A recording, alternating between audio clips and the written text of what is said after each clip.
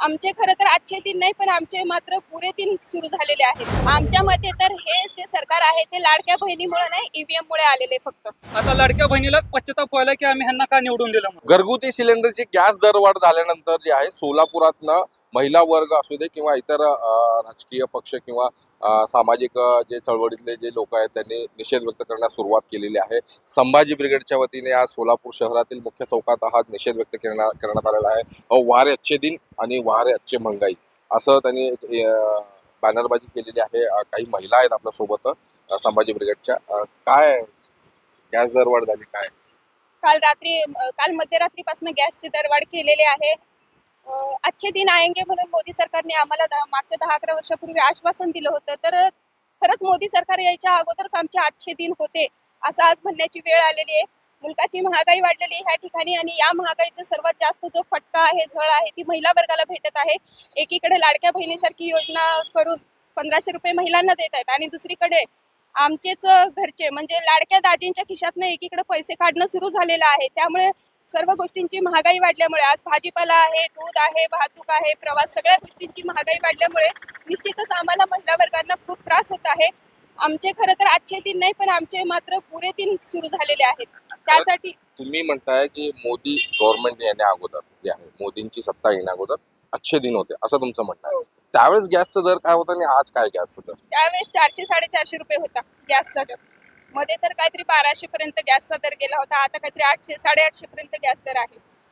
ते म्हणजे तुम्ही आता अनेक दिवसापासून म्हणजे घर सांभाळताय, तुमच्या संसाराचं गणित हाकताय, तर गॅसचं जे आहे सिलेंडर कितीपासून तुम्ही बघता? तुम्ही किती रुपयांपासून गॅस सिलेंडरची टाकी बघताय आणि आज काय दर? आम्हाला तर कळते तसं 200-250 रुपयापासून गॅसची टाकी बघतोय आणि मोदी सरकार यायच्या आधी सुद्धा 400-450 रुपये गॅसचे दर होते. मग महागाई कमी करू म्हणाले होते, पण जेव्हापासून मोदी सरकार आले तेव्हापासून गॅसच नाही तर लाईट बिल असू दे, प्रवास असू दे, कुठलंही काही असू दे, भाजीपाला, दूध, किराणा माल सगळ्या गोष्टींमध्ये महागाई ही वाढतच चाललेली आहे. अजून एक लाडक्या बहिणी आहेत. लाडक्या बहिणीचे पैसे मिळतात मॅडम दर महिन्याला 1500 रुपये आणि गॅस जे आहे 1100-1150 रुपये मध्ये मिळत आहे. तर कुठं तुमचं गणित चुकतंय? गणित आमचं चुकत नाही. गणित सगळ्या म्हणजे गृहिणींचा बी विचार केला पाहिजे, जेंट्सचा विचार केला पाहिजे. इथं सोलापूरमध्ये रोजगार नाही तर गोरगरिबांचा विचार केला पाहिजे. राबून पैसे कमवते ते सगळे पैसे त्यांनी सगळ्या महागाईमध्ये चाललेले आहे. त्यामुळे महागाई कम करावं हेच आम्ही निवेदन करत आहे. नाही, महागाई ठीक आहे, महागाई कमी करणार, परंतु उत्पन्न देखील वाढलंय की मॅडम? म्हणजे लोकांचे पगारी वाढले. तर आता समजा एखादा मिस्त्री जे आहे बांधकाम क्षेत्रात काम करणारा त्याची 2014ची अगर आपण पगार बघितली तर 300-400 होती, परंतु तीच पगार आज 1000 रुपये झाली आहे दिवसाची. तर म्हणजे जशी महागाई वाढली तशी उत्पन्न देखील वाढलेलं आहे. तर गणित असं चुकत नाही असं वाटतंय का? चुकतोय ना गणित चुकतोय सर. तो माणूस स्वतःला किती खर्च करणार, लेकरांना किती खर्च करणार, घराकडे कधी खर्च करणार, म्हणजे संसार कधी बघणार त्यांनी, या सगळं गणित चुकणारच की महागाई वाढल्या. आता शासकीय नोकरदारांना जे आहे 7व्या वेतन आयोगानुसार पगार मिळते, तर त्यांच्या त्या ह्याच्यामध्ये बसतंय ना सगळं? नाही बसत काही. उलट तुम्ही खासदारांचा पगार वाढ करताय, सगळ्यांचा विचार, गरिबांचा विचार तुम्ही करतच नाही की. सर्वसामान्यांचं काय, तुम्ही शासकांच्या लोकांचा सगळा विचार केलाच की तुम्ही आतापर्यंत? सर्वसामान्यांचा विचार करा ना. तो माणूस कसा जगतोय, काय करतोय हे तुम्ही विचार करा. तुम्ही सर्वसामान्यांचे जीवन जगा तुम्ही पहिला, मग त्यांचा विचार करा. तुम्हाला तो पण सर्वसामान्य लोकांचा तुम्ही झळा पोहोचत नाही, तो पण तुमचा विचार तुम्ही करू शकत. तुम्ही हा विचार करा. आता तुमच्या जे घरात जे संसारोपयोगी साहित्य जे असतील, गॅस असेल किंवा अन्य भाजीपाला असेल किंवा दूध पाकिट असेल, याच्यामध्ये काय काय वाढ झालेलं आहे? कसं ऍडजस्ट? दूध वाढलंय, गॅस टाकी वाढली, डाळीचे भाव वाढले, तेल वाढलंय. आता कुठनं हे करायचं म्हणजे महिलांना बी नियोजन करायला प्रॉब्लेम येते, पुरुषांना म्हणजे हे येतं प्रॉब्लेम येते. त्यामुळे त्यांचं हे होतंय, फी वाढले, शाळेचा फी वाढले, शिक्षणाला खर्च असते मुलांचा, खूप भविष्य म्हणजे त्यांचा विचार करावा लागतोय. सगळ्या संसाराचा गाडा त्यांच्यावर सगळा अवलंबून असतो. त्यामुळे पूर्ण आमचं हे काय आहे, फक्त तुम्ही सगळं नियोजन बघून तुम्ही हे करा. भाव किती अपेक्षा पाहिजे? गॅस दर जे आहे, गॅसची टाकी जी आहे तुम्हाला कितीला मिळेल किंवा कितीला पाहिजे? 600-700, 600 एकदम 1200 होणार, 800-850 झालं. एकदम तुम्ही दर महिन्याला 50-50 वाढवलं कसं करणार माणूस? आणि अचानक धक्का देतो तुम्ही, बरोबर आहे? कमी होतं, पूर्वी जे होतं तेच चांगलं होतं. पूर्वी आमचे अच्छे दिन होते, आता मात्र आमचे बुरे दिन सुरू झालेले आहेत. आणि हे बुरे दिन कधी संपणार आहेत ना काय माहिती नाही, पण नक्कीच पुढच्या निवडणुकीमध्ये मात्र या महागाईचा या मोदी सरकारला निश्चितच झटका बसणार आहे. परवाच्या विधानसभा निवडणुका बघितल्या तुम्ही, कुठंच झटका बसला नाही महायुती सरकारला किंवा भाजप सरकारला. इलेक्शनच्या टायमाला तेवढंच तुम्ही दरवाढ कमी करणार, सर्व लोक महिलांना हे देणार, आपलं काय म्हणतात त्याला? आश्वासन देणार, तुम्ही तुमचं हे फी माफ करतो, तुम्हाला नोकऱ्या देतो, हे सगळं आश्वासन दिलं हे करणारच की तुम्ही. दादा हा? या सरकारने जेव्हा विधानसभेच्या निवडणुका होता त्यावेळी सरकारने जनतेला मोठमोठे आश्वासनं दाखवलेत, हा. की असं गाजर दाखवल्यासारखं केलेलं आहे जनतेला की आम्ही लाडक्या बहिणींना आता तुम्हाला लाडक्या बहिणी नकोशा वाटायल्यात. तुम्ही मतदानाची ज्यावेळेस गरज होती त्यावेळेस तुम्ही लाडक्या बहिणीच्या घरापर्यंत पाया पडत गेलेले आहेत. परवाच उपमुख्यमंत्र्यांचं स्टेटमेंट आहे की 3 महिन्यात आमचं सरकार आलं तर 7-12 कोरा करू, पण अजूनही एकाही शेतकऱ्याचा माझ्या जगाचा पोशिंदा बळीराजा आहे त्याचा 7-12 काही कोरा केलेला नाहीये. आणि उपमुख्यमंत्री दम दिल्यासारखं बोलतायत की 31 मार्चात तुम्ही काय असाल ते पीक विमा कर वगैरे तुमचं जे काय आहे ते भरून घ्यायचं आहे. तुम्ही बोलताय आणि करून दाखवताय. त्यामुळे ह्या सरकारला 100% पुढच्या जे स्थानिक स्वराज्याच्या जेवढ्या निवडणुका आहेत त्याचा फटका बसणार म्हणजे बसणार.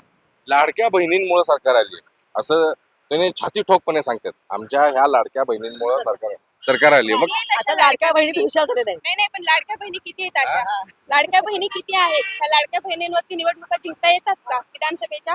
आमच्या मते तर हे जे सरकार आहे ते लाडक्या बहिणीमुळे नाही, ईव्हीएम मुळे आलेले फक्त.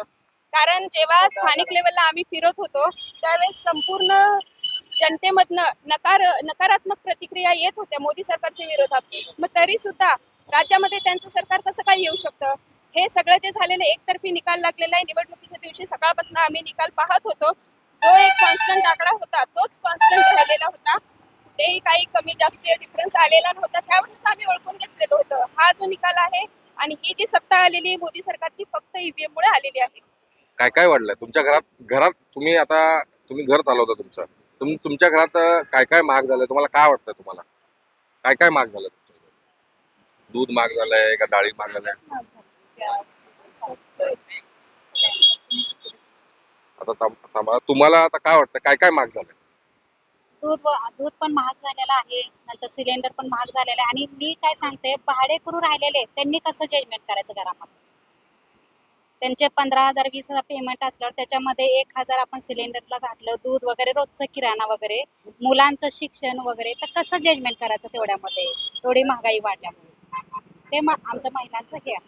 आता ठीक आहे, आता ही महागाई झाली, गॅस दर वाढ झाली, तुम्ही निषेध करताय, मग आता पुढचं काय? आता तुमच्या निषेधामुळे कमी होणार का? जनता जागरूक होती ना, पण ह्यातनं जनता जागरूक होती. जे मोदी सरकारने आम्हाला आश्वासन दिलेले आहेत ते तळागाळापर्यंत सगळ्या जनतेपर्यंत चालले नाही ना ह्या निषेधमधनं. तुम्ही तर म्हणता ईव्हीएम मुळे सरकार आली आणि आता अजून जनता जागरूक झाली. नाही पण ह्या सगळ्याचा फटका बसणारच आहे ना कुठेतरी मोदी सरकारला. ईव्हीएम मुळे जरी आलेले असेल तरी त्यांना साथ देणारी लोक तरी जागरूक आता होतील ना, हुशार निदान होतील ना, आता हुशार होतील लोक. आम्ही आता निवेदन देऊ तर हुशार होणार ना. हुशार कोण होतील. चुकलं आलंय? आता लाडक्या सर्वसामान्यांना आवाज उठणार आहे आता. आवाज उठणार आहे आता जास्त प्रमाणात. आता लाडक्या बहिणीलाच पश्चाताप व्हायला की आम्ही ह्यांना का निवडून दिलं म्हणून. लाडक्या बहिणीलाच पश्चाताप व्हायलाय. आणि काल आपले पालकमंत्री गोरे साहेब यांनी शिक्षकांवरती एवढी बोचरी टीका केली आहे की काय म्हणतात पालकमंत्री, झेडपीच्या शिक्षकांना 1.5 लाख पगार आहेत आणि त्यांचेच पोरं इंग्लिश इंग्लिश मिडियमला आहेत. आणि ते इंग्लिश मिडियम मधले शिकवणारे पोरं जे आहेत ना त्या शिक्षकांना 12,000 रुपये पगार आहे. मग ह्या सगळ्या प्रायव्हेट जे मंत्री आहेत ह्यांच्याच संस्था आहेत ना. कुणाच्या संस्था आहेत? संस्था कुणाच्या? ह्यांच्याच आहेत ना. आणि काल सरकारने 25%, मला वाटतं 25% खासदार आमदारांचा पगार वाढ केला. का? कशासाठी? त्यांना काय कमी? धाड भरली का त्यांना? आमचा आता जगाचा पोशिंदा कष्ट करून मरायला आहे. त्यांनी ह्या सरकारने शेतकऱ्यांचा विचार करायला पाहिजे अगोदर. रोज आत्महत्या होत आहेत. शेतकऱ्यांच्या रोज आत्महत्या होत आहेत. ज्यावेळेस उद्धव ठाकरेंचं सरकार होतं त्यावेळेस सरसकट शेतकऱ्यांना कर्जमाफी दिलेली होती आणि निवडणुकींच्या तोंडांवरती सगळं सातबारे नील करू अशी तशी आश्वासनं दिले आणि आज रोज शेतकरी मरायला लागलाय, त्याचा विचार केला जात नाही आणि आमदार खासदारांचे पगार वाढवले जात आहेत. वारे मोदी सरकार. आपल्यासोबत होते सोलापुरातील लाडक्या बहिणी आणि लाडक्या भाऊ यांनी अतिशय टणखर प्रतिक्रिया दिली आहे. महाराष्ट्र टाइम्स, इरफान शेख, सोलापूर.